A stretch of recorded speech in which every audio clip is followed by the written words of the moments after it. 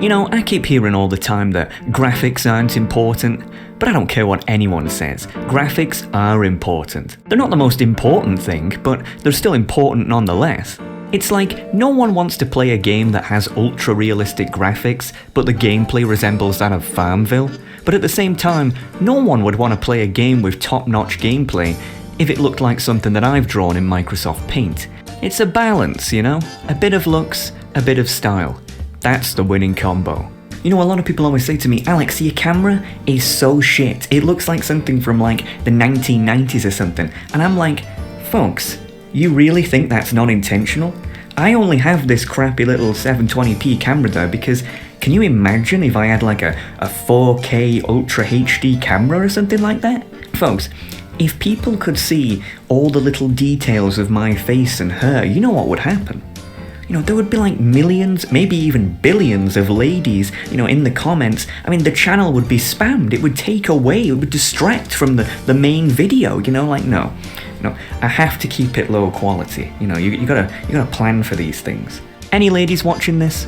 Try this out, right? If you have a man, go and ask him if he's with you for your looks or your personality. If he says looks, he's a douchebag. But if he says personality, then he's a liar. Truth is, it's a bit of both. Games are no different. Again, a bit of looks, a bit of style, that's the winning combo. So, what would the graphics of WoW 2 look like if I was at the helm?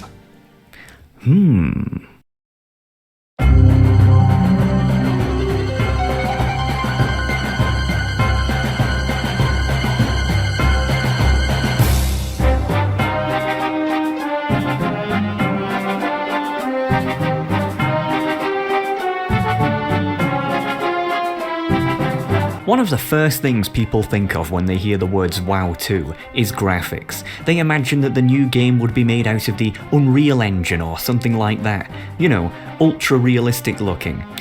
But I say, no. You think you do, but you don't. WoW, and all Blizzard games for that matter, have never gone for an ultra-realistic look, but a sort of over-the-top fantasy style instead. Hence why everyone's shoulder pads are about 5 times the size of them in reality. If they went for an ultra-realistic look, then this so-called uber high-end 4K texture engine would only limit who could play it, as well as quickly be outdated by advances in technology. What looks realistic today looks absolutely horrendous tomorrow, and that's not wise for a game intended to last not just several years, but several decades. Take a look at some MMOs from the 2000s that went for an ultra-realistic look. EverQuest 2? Looks like arse. Guild Wars 1? Charmingly abysmal. Warhammer Online? Great game, looks awful. Meanwhile, take a look back at WoW. Originally, WoW was going to have a cutting-edge, ultra-realistic look, as proven by this recently unearthed screenshot of an alpha build. You can see a really early version of Northshire Abbey and its lifelike-looking stained glass windows and building models. Well, lifelike for the early 2000s anyway. But Blizzard quickly realised this wasn't the right approach and scrapped the style in favour of the timelessly charming one that we have today. No, WoW's problem has never been its graphics or its engine. Yes, classic WoW doesn't look great by today's standards, but that's because it's 20 years old and was intentionally stuck that way. Current WoW, despite running on the same 20-year-old engine, does still look beautiful. Even if the game is bad, you can't deny that. Swapping over to a new engine would bring almost nothing to the table but longer development times, as, even if it was used, the classic Blizzard fantasy style would remain present regardless. So what's the point? Now I know if there was a player base-wide referendum vote on whether or not WoW 2 should look ultra-realistic or retain the same engine, I know that the player base would vote for ultra-realistic. But this is the same fraction of the player base that cheered on the addition of flying, the dungeon finder, and WoW tokens. They think short-term gain over the long-term pain. Trust me, as mind-blowing as it is to see Azeroth in this style, after a while it would get old real quick and lose its charm. If I was the head of WoW 2's development and one of my employees came to me and said, "Sir, we have 2 options. We can either use the engine that we've been familiar with for almost 2 decades and the game will take around 3 years to develop, or we can use a totally new modern engine that we have no idea how to work and it will take 5 years instead. Oh yeah, and the end result will essentially be exactly the same. I mean, The answer's just obvious. It makes so much sense to just stick to the current engine and just continue to improve it. It's familiar, feels good, and there's genuinely nothing wrong with it. The only downside would be that a bunch of pricks who don't understand game development and overestimate the importance of an engine's age may insult the game for being quote-unquote outdated before it's even released. And to those goons, I would say, fuck 'em. Well, actually, if I was at Blizzard, saying fuck 'em probably wouldn't be wise considering what's happened lately, but anyway, besides the point. Now, with that being said, that doesn't mean I don't want to see some improvements. People tell me that BFA was a garbage expansion, and I believe them.